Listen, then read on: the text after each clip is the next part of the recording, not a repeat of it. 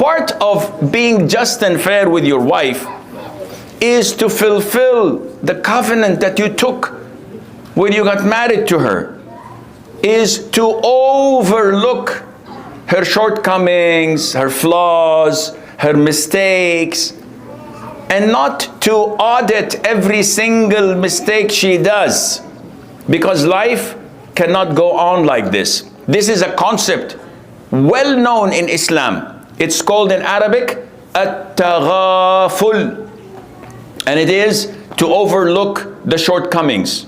This is strongly cemented and founded, well founded in Islam.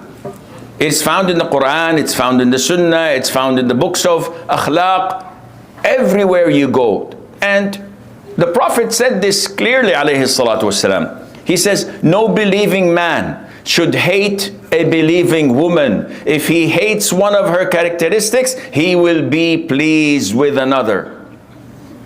Seriously speaking, we have a problem as individuals. I've seen like 70%, 80% of men and women cannot let things slip. Why did you do this? Why did you do that? I have a friend who has a driver back home in Saudi. And whenever he asks him to do something, he court-martials him. I told you to bring al-manaqish. Why did you bring this? Why did you bring that? And he questions every single thing he does. And he shouts and his blood pressure goes to the roof. And I say, Akhi, why do you do this? He said, he has to learn. I said, subhanallah. This is an individual problem. I said, what is his job description? If he could have communicated with you and understood what you said and executed you, not you, excuse my word, edit this please, huh? I'm a terrorist. Executed what you told him to do, he should have been an assistant or a secretary, not a driver. Imagine Islam and the beauty of Islam. A man came to the Prophet ﷺ and he said, "O Prophet of Allah, the servant of mine," and when the hadith says the servant, it is referring to a slave. And slavery is something that is well established in Islam. This is not the time, but I can elaborate on it, but no sugarcoating it. So slavery, we have slavery. It's in the Quran.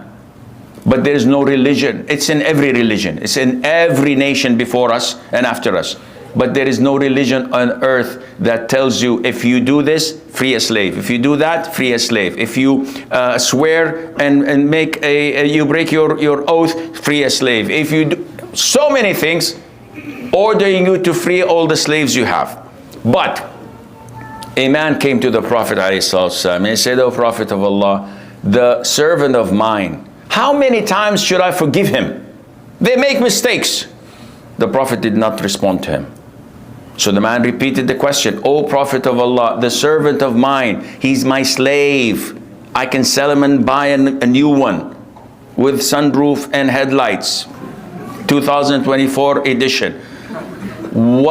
How many times should I forgive him a day?" The Prophet said, alayhi salatu wasalam, 70 times a day. A servant making mistakes 70 times a day and you forgive him. Billahi alaykum, I ask you by Allah, our own spouses, wives and husbands, our own children, our own colleagues, our own subordinates at work, how many times do we forgive them? Subhanallah.